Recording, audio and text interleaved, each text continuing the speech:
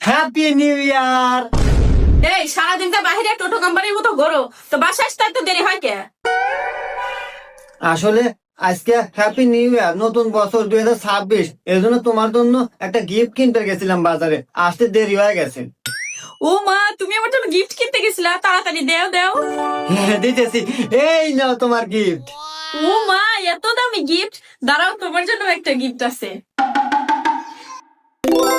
তুমি আমাকে এত দামি একটা গিফট দিলা, আর আমি যে তোমাকে সামান্য গিফট দিলাম, তুমি মন খারাপ করো নাই?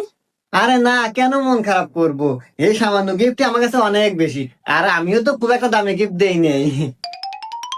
ওয়াও, আমার অনেক দিন ধরে স্বপ্ন ছিল আমি একটা আইফোন কিনবো, তা গিফট পেয়ে গেলাম। দেখি।